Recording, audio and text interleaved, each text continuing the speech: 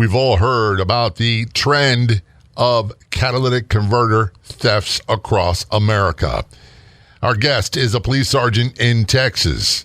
They had that problem. He's here to talk about it, some startling things you may not understand, and more. Welcome to the Law Enforcement Talk Radio Show. In the Law Enforcement Talk Radio Show, we are joined by special guests talking about their experiences, the realities of investigating crimes, plus those who have experienced horrendous trauma. Police, first responders, military, and victims of crime share their stories. Hi, I'm John J. Wiley. In addition to being a broadcaster, I'm also a retired police sergeant. Be sure to check out our website, letradio.com, and also like us on Facebook. Search for the Law Enforcement Talk Radio Show. If you want to be a guest on the Law Enforcement Talk Radio Show, simply contact us. It couldn't be easier. You can send us a message on Facebook. Look for and like the Law Enforcement Talk Radio Show page, or email jay@letradio.com. That's JAY@letradio.com. Connecting with us from Texas, we have Erik Lavigne on the phone. Erik is a police sergeant in Texas. We're not going to say which agency because he's active duty. He's also the host of the podcast Two Cops, One Donut. And their website is twocopsonedonut.com. That's spelled DONUT.com. Now, there is the old stigma that police love donuts. And I, unfortunately, am one of those guys, but we'll go with the reason why there's the whole correlation with police and donuts. Erik, thanks for your service, number one, and thanks for being guest on the Law Enforcement Talk Radio Show. Very much appreciated. Hey, not a problem, buddy. Thanks for having me. Finally got it together. Congratulations on you were recently promoted to sergeant as well. Yeah, and it's been trial by fire since day one. Yeah. How long has it been since you were promoted to sergeant? I am going on my third week. Third whole week. Man, yeah. Big adjustments. I go back and remember when I was a police officer, detective, doing all that stuff, and I got promoted to sergeant, and I was going to change the world as a police officer, and then I was going to change the world as a sergeant, and then guess what? I just got beat up. Yeah, I'm on the worst side of town, crime-wise. It is my favorite side of town, though. So in the very first night, my training sergeant that was supposed to teach me the ropes called off sick, so I was alone, and we had a shooting/turned homicide shootout thing happen. Not cops involved. It was all gang-related and whatnot, but I was definitely thrown in the fire, so to speak, and making a lot of phone calls. All right, what do I got to do? What do I do here? What do I do there? And here's the thing is we know what to do as police officers. Now as a supervisor, it's a little bit different. Now I've got different responsibilities. I got to ask you this. As a police officer, it's easy for me to judge and say, well, that sergeant, he's just lazy, or he or she or don't know what they're doing, blah, blah, blah. Until it got thrust in that role, and there's a totally different ball of wax. Has that been the case for you? Yeah. Well, it's funny because I've been sergeant in the military. It's got correlations. It's definitely not the same, but you're taking responsibility now for a team that everything that they are allowed to do and want to do and inspire to do and all of that stuff. They kind of look at you, and here I am.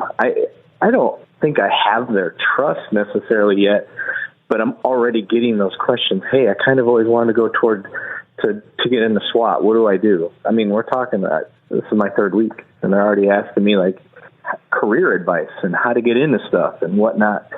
So you're balancing that at the same time. You've got people calling off.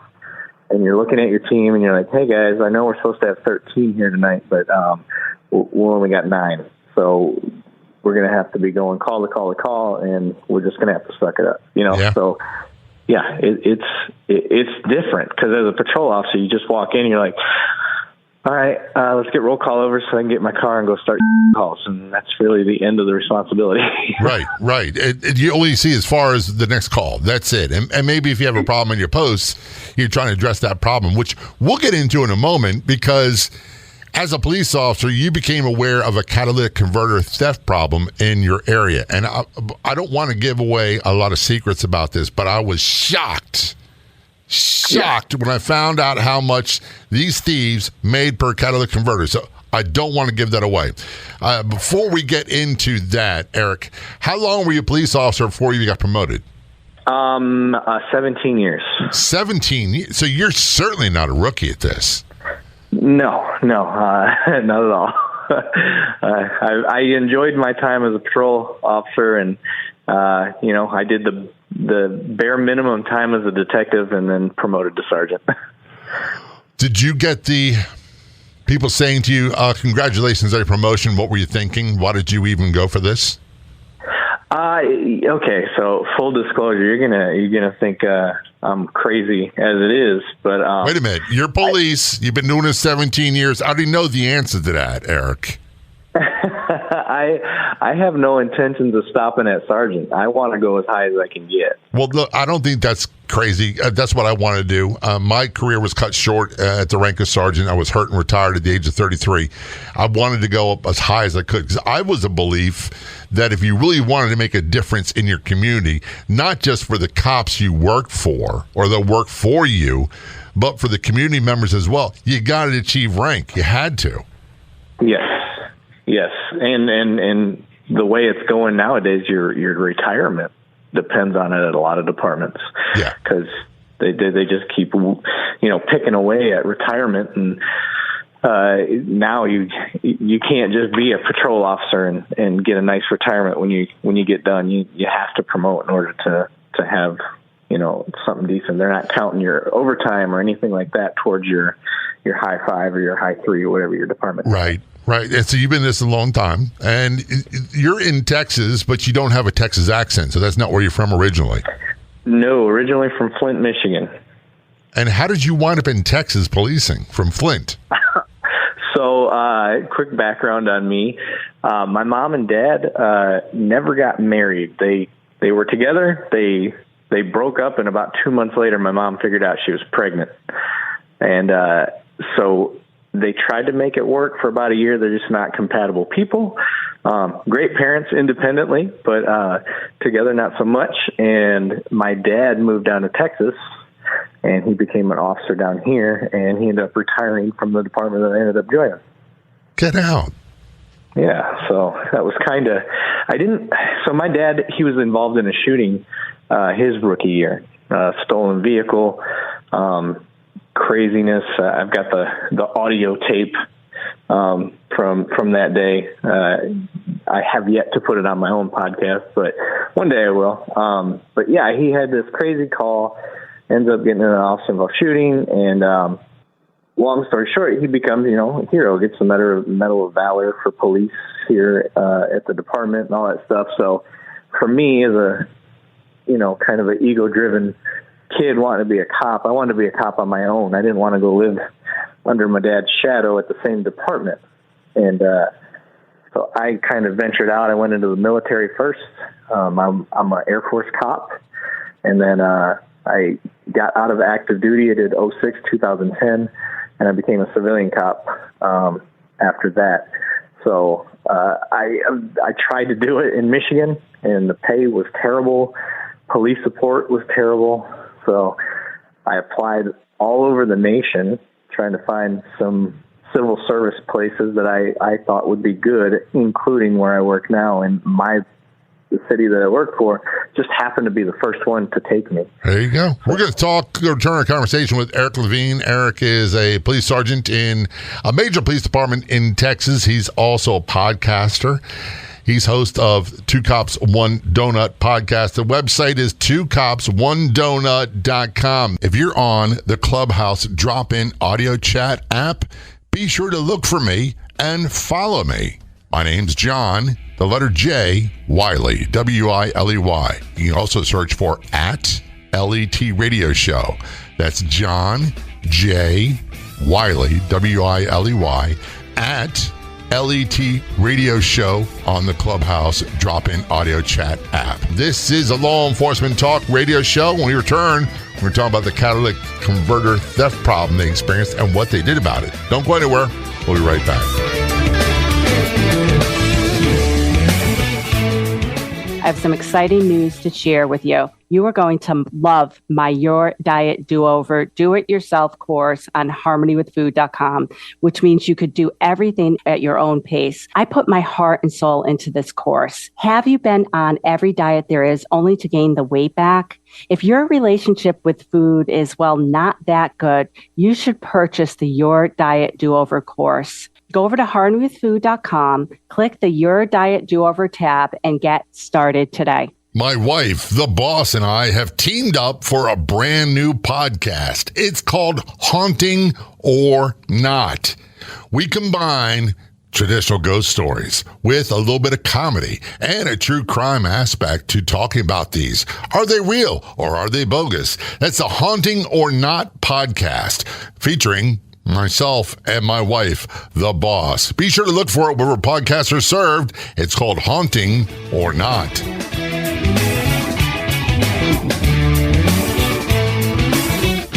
Let's start a conversation with Erik Lavigne. Erik is a newly promoted police sergeant for a major police department in Texas. He is also host of a podcast called Two Cops, One Donut. Their website is twocopsonedonut.com. We'll talk about the podcast in just a few moments. Now, when you were policing, Erik, and by the way, it's a fascinating story, you did not want to be in the same police department as your dad. And where did you wind up working? The same police department as my dad. I'm not saying there's any irony there. I'm just saying, isn't it funny how karma sneaks up on you and just gets you? Yeah, it is funny, and I'm happy it happened. You're policing in Michigan, and you said, the pay was not good. The lack of support for police was not good, in your opinion. But I got to ask, did the weather play a part in it at all? The wintertime? Oh yeah, I absolutely hate being a cop in the wintertime. It's brutal. The cold weather, and it never failed in Baltimore. If you were working nights or midnight shift, if there was going to be a house fire, where there's all kinds of firefighters and hoses and mist everywhere that's freezing on you, it's going to be in the wintertime. You're going to freeze. And you got direct traffic for these fire scenes, and you encounter the dumbest people on the planet. I always tell people the worst job ever for me in policing was directing traffic. Yeah, I don't like doing anything that has to do with traffic accidents. Yeah, I'm that way too. And the funny thing is, I thought you were going to say, I don't like having to do anything that deals with people, because you haven't earned that right yet. You've got to be retired before you hit that place.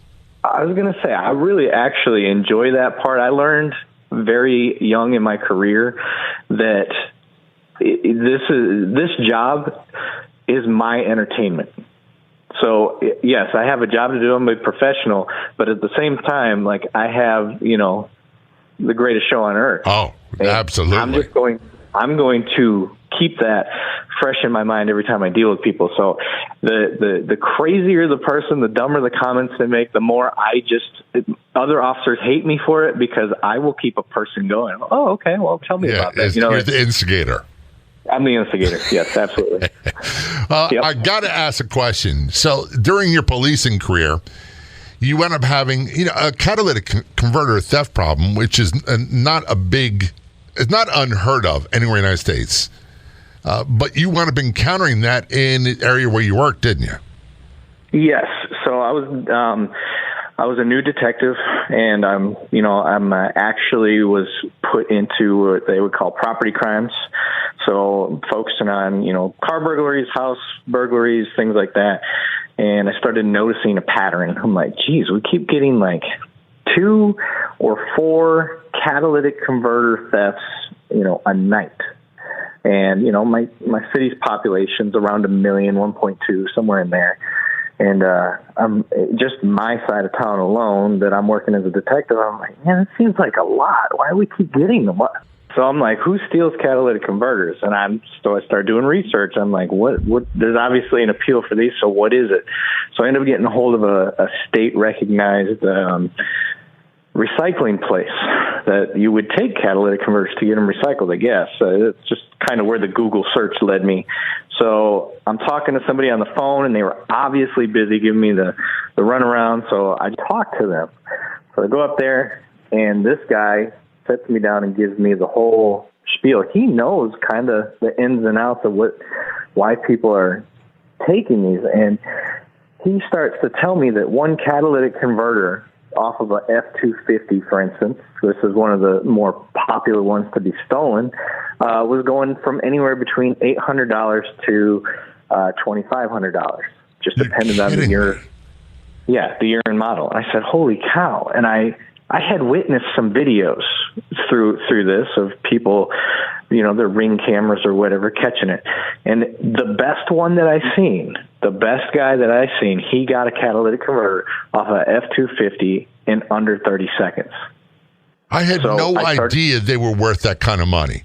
When I think of catalytic converter thefts, Eric, to be totally honest with you, I think of the people stealing copper from AC units or whatever to recycle them. Yes.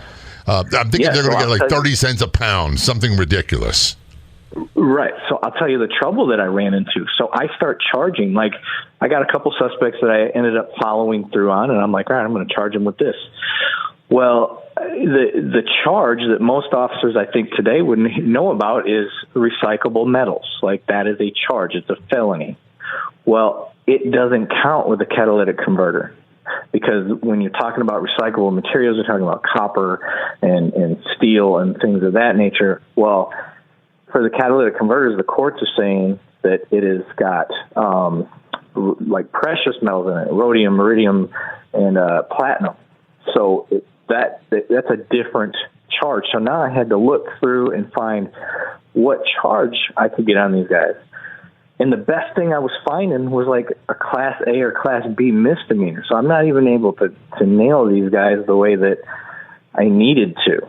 So these guys could make, in theory, $3,000, $4,000, $5,000 a night stealing catalytic converters, and the most they could be charged with at the time was a misdemeanor.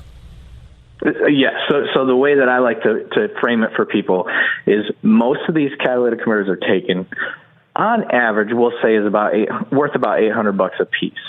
So let's go conservative and just say $500. The ones that they take are worth $500. If they just steal, I think it was 2 a weekend for the whole year, that's $52,000. And that is less than an hour's worth of work, because it takes them under a minute to take.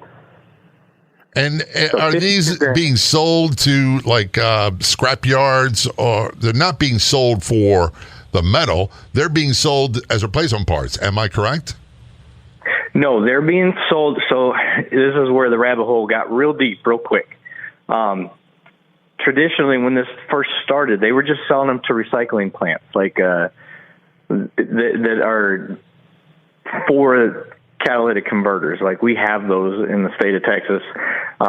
They're state controlled and all that, and they're regulated. So they're using these regulated metal recycling places, not like a scrapyard. Now, what they will do, some of the more like drug seeking people that aren't organized, they will just sell theirs to a scrapyard, and then the scrapyard will collect a bunch of them, and then they'll take it to the recycling plant and sell them. So there's twofold on that. So let me flash forward now. It's become a crisis in our city, let's just say, because we had some city council members getting theirs taken. We found out that the is has the most expensive catalytic converters on there, because I believe they have 2 or 4 on the car.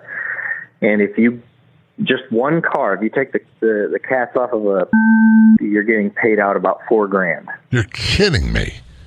Yeah. Here's the thing, Eric. My mind never thinks like a criminal. I don't think of things like that.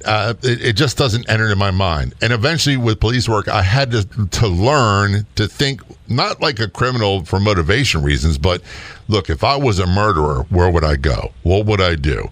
That way we tried to apprehend them. When we return to our conversation with Erik Lavigne on the Law Enforcement Talk Radio Show, we're going to talk more about the catalytic converter theft investigation, and then one of the incidents from his career that will shed light on what policing is really about. This is a Law Enforcement Talk Radio Show. Don't go anywhere. We'll be right back. You can find us on Facebook. Just search for the Law Enforcement Talk Radio Show and be sure to click like. Discover the exciting world of podcasts at jefepods.com. From captivating stories to life advice and much more. There's a podcast for every interest and passion. Be entertained by your favorite radio personalities in both English and Spanish. Don't waste any more time. Find a great English or Spanish language podcast to follow and discover a world of possibilities in your own language. Find the best podcasts at jefepods.com.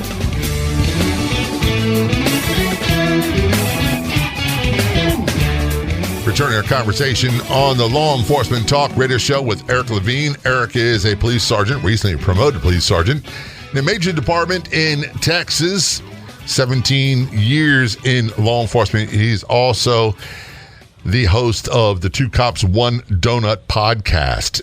The website for their podcast is twocopsonedonut.com. I got to tell you, Erik, I'm fascinated in a weird sort of way by this whole conversation about catalytic converter thefts. I never, ever thought they'd be worth the kind of money they are. And now it explains why so many people are stealing them. That's pretty obvious. How they get rid of them, I have no idea. Yeah. So it's crazy, I'm telling you, because you would think that these people are stealing them. They're just random thieves, people that are, dopers. They're out there looking to get a quick score so they can sell some stuff, recycle it, just kind of like a lot of the copper thieves are. But it's not. It's highly organized, at least what I found, to the point where some of this money is going overseas, funding terrorism, funding cartels. So that's how deep this investigation got. And I will just tell you that the investigation I did led to a task force that was only a month long, and we found out all this information in 4 weeks. So, but back to the point. Your local catalytic converter thieves were funneling money to outside the United States to fund terror operations. Yes. That's like if that was a movie script, I wouldn't believe it. I'm like, what is this? B movie or C movie? That's incredible. Yes. Yes. So, and here I am, no training on this. It's just me figuring it out as I go. So I start seeing the writing on the wall. So I pull all the statistics from our city, and I see that it's not just a me problem; it's a whole city problem. And I start telling some of my higher ups what's going on, and I tell them the writing on the wall. I was like, listen, this is a big deal, and we need to do something about it. Well, I have some very good leadership that led me down the right path, and they got me connected to our auto theft task force, which is a combination of units from all across the county. So kind of give them the heads up, and we get together, have a meeting, and we're going to start a task force, a catalytic converter task force, just to test and see how bad it really was. So through this investigation, we first started doing a bunch of intel, trying to figure out some of the people we've dealt with, who they're connected to. So, you know how it is. It's just like the TV show. You got the yarn and you're putting pictures with the string and doing that. Well, instead of having the yarn, we were doing it on a whiteboard, kind of getting some little cells that we saw. And that's when we started making connections that, at least in our area, it was definitely like a white supremacist type thing. We have people called here, kind of an Aryan type brotherhood gang thing. And for whatever reason, they were the main culprits in our area. So we start putting the names together, following up on people, and we realized that we call them cutters, the ones that are out stealing the catalytic converters. They're very smart, and they all work together. So just because you know Tom, Hank, and Harry are a little crew that likes to work, well, Tom also works with another crew. But all of these little crews, they were selling to just a few people. And this is where the black market sales were pushing the theft for the catalytic converters. So we ended up finding people were going on social media saying that, hey, we'll buy your catalytic converters. Sell them to us. We'll meet you. So that's how we initially started the operation. We started calling these people in. So they're not criminal geniuses. They go on social media and go, by the way, I buy stolen catalytic converters. They're letting everybody know, including the popo. Well, in a way, but that's not what they were saying. Basically, what they were doing is they're saying, hey, we'll buy them, but we're not going to ask any questions of where you got them from type thing. So they were kind of getting around it legally that way. And we had to really dig and get with the prosecutors and stuff to see what type of charges we could get on these people for buying these regulated metals. And that was where we finally had a breakthrough, where we found it was just a Class A misdemeanor, but it was enough to get us in the door. And all my street cops out there know that's all we need. Yeah, that's right. So, that's all you need. Here's the thing that fascinates me is, here's what typically happens, at least in the agency I worked in. You'd have a crime problem in a certain area, and then they'd address it. They'd flood it with a bunch of police. They'd flood it with, I worked operations, we called flex units. Some agencies call them crime suppression units, you name it. And we tried to locate the bad guy, especially when it came to crimes against property, which you talked about. Thefts from vehicles, stolen cars, burglaries. They were not the easiest to catch for a street cop. You kind of had to catch them in the act. I imagine there was some frustration level for you besides finding the appropriate charges of saying, hey, we got to take this seriously. Did you get any blowback from the higher-ups? No. I'm very methodical when I do things. So, and I had the benefit of a dad that made it all the way up to lieutenant. So I asked him, he'd already retired when I was doing this, but I said, hey, if I come to you as a detective, what are you going to say to me as a lieutenant? Like what can I expect? And so he gave me, kind of the insight of the questions they're going to want answered. And more importantly, for the very high ups, like, how's it going to make them look good? So I told them. I'm not laughing at you, Eric. I know how the police admin are. Hey, how do I get in camera on this one? How do I look like the good guy? Right. So essentially what we did was they pulled me in front of city council, and I had to explain to them the problem and the measures that we were going to take to try to fix it. And, the city council, they need whatever they can get a hold of to make themselves look good to their voters. So they were all on board. So the buy-in really wasn't that hard, because just like you, they were just totally unaware of what they cost, or what the money that they were getting for these and how quickly it could happen. And that the fact that us catching them in the act is going to be impossible. Right. It's very, very difficult. I'm sitting there thinking back to when I was a patrolman, and I think I'll remember some of my dying day. I get a call for a suspicious person, Eric, in the back of a house, around a house, and it's a residential neighborhood. So I drive up to it. I don't see anything. I walk around back, and there's a guy breaking into the door. He's using flathead screwdrivers and a hammer to go through this wooden door. But his big mistake was he was wearing over-the-ear headphones, listening to music. He had no idea I was standing behind him. None whatsoever. As a matter of fact, when I finally tapped him on his shoulder, I think I scared him half to death. And he was like, oh, thank goodness it's the police and not the homeowner. Yeah. Situations like that are not that common. It's very rare. And to this day, I got to say this. I tell people all the time. In public, you will never, ever, ever see me wearing headphones. You'll never see me with earbuds listening to music. Maybe I'm paranoid. Maybe I was a police too long. Maybe whatever it is, I want to listen. I want to hear people walking up on me. I want to be aware of my surroundings. And no, I'm not paranoid, but I do keep my head on a swivel. We're talking with Erik Lavigne. He is a police sergeant at a major police department in Texas. He's also one of the hosts of Two Cops, One Donut podcast. Their website, twocopsonedonut.com. When we return, we're going to talk about something that American public just does not understand about policing. From his experience. This is a Law Enforcement Talk radio show. We'll be right back.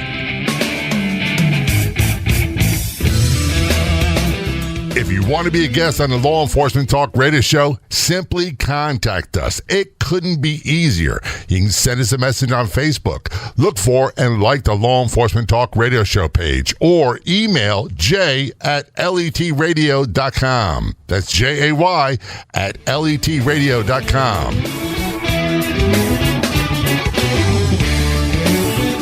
Return conversation on the Law Enforcement Talk Radio Show. We are joined by Erik Lavigne. Erik is a police sergeant in a major police department, newly promoted police sergeant in Texas.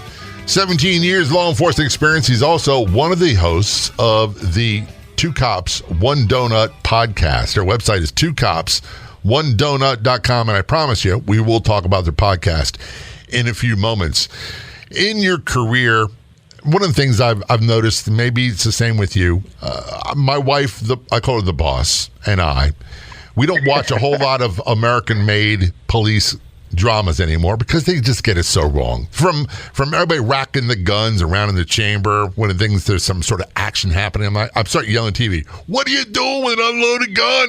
It's yeah. But the main thing is, my main piece of contempt with American-made police dramas is the lack of character development. And when you have something bad happen, for example, let's just say Clint Eastwood, the Dirty Harry franchise movies, he shoots like 3 people, and he's got a funny quip to say. And he's knocking down a couple whiskeys, and he's fine. That's not the reality of what it's like. No. From your experience in policing, what's the number one thing that your experience you think that people just don't get about American police? I would, and I don't know if this has been brought up on your show before, but the one thing I never hear is, and it's the biggest complaint from citizens, is y'all just look out for each other, you cover up for each other, da-da-da-da-da. Well, I can tell you. Yes, we do hear that on the show quite a bit. We do talk about it quite a bit. Yeah.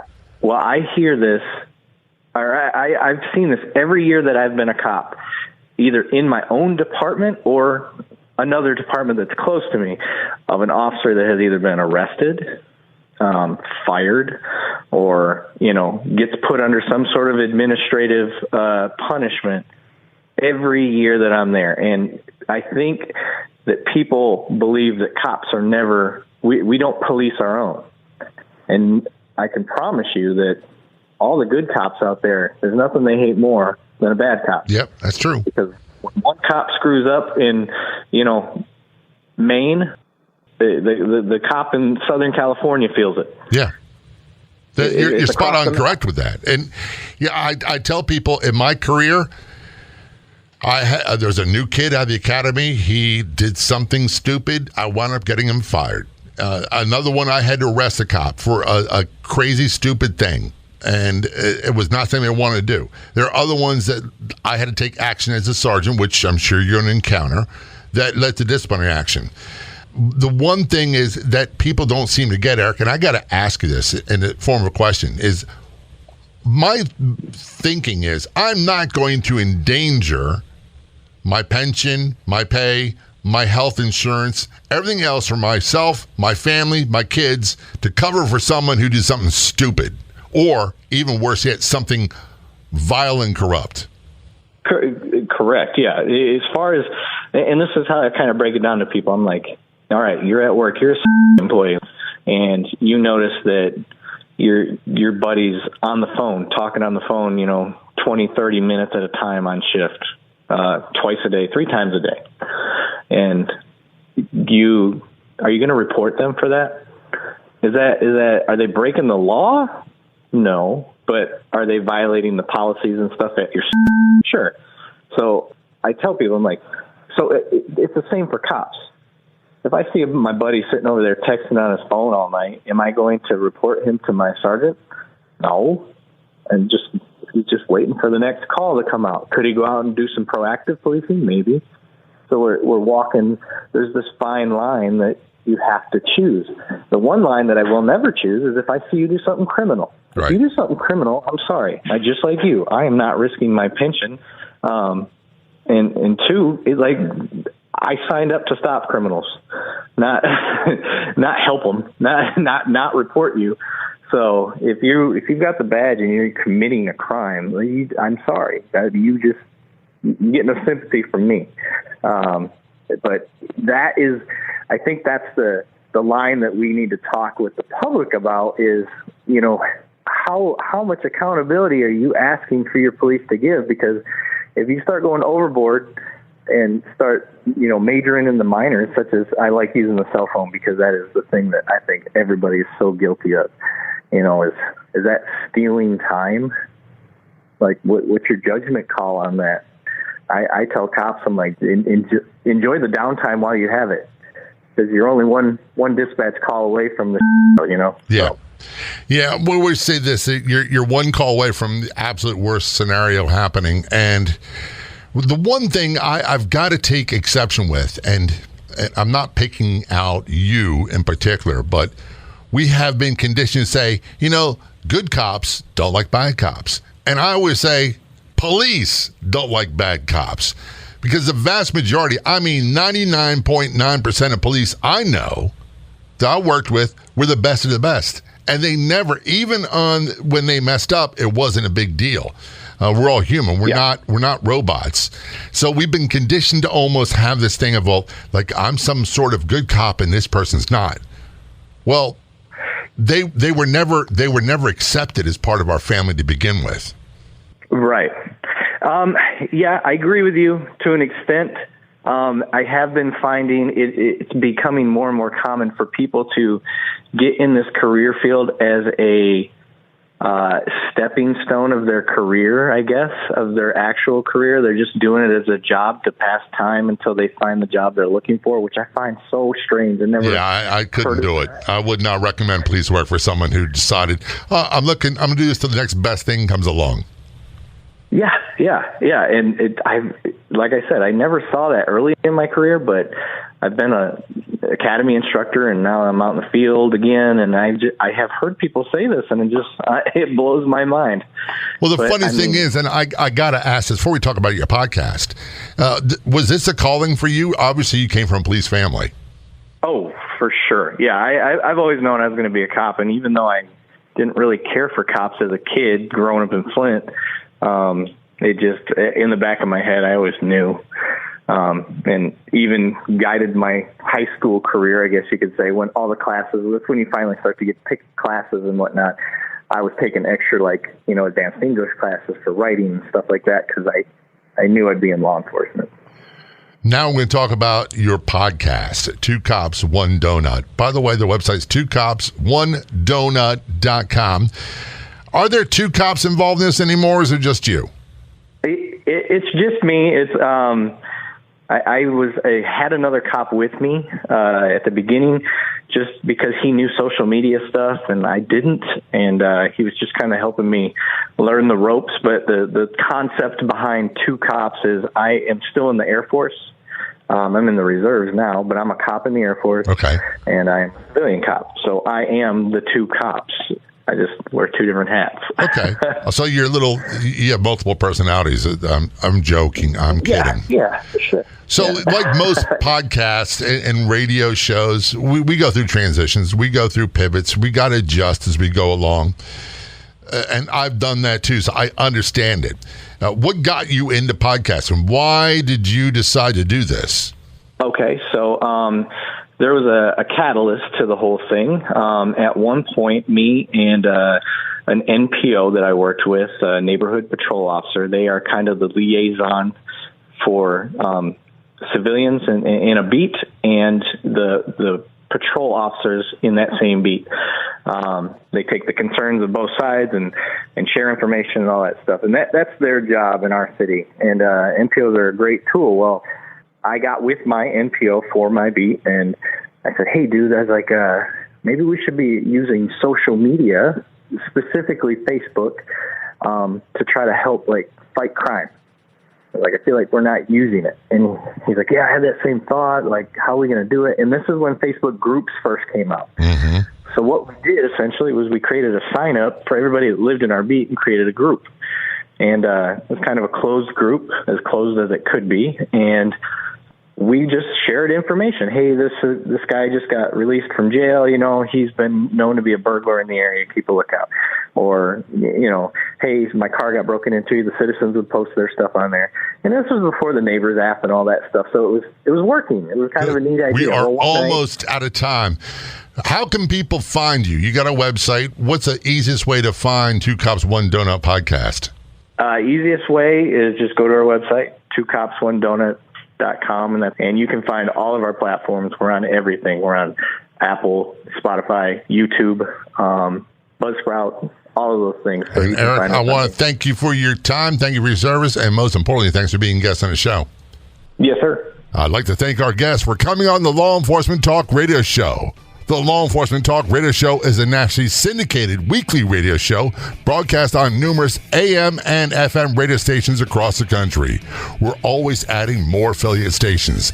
If you enjoyed the podcast version of the show, which is always free, please do me a favor and tell a friend or two or three. I'll be back in just a few days with another episode of the Law Enforcement Talk Radio Show and podcast. Until then, this is John J. Wiley. See ya.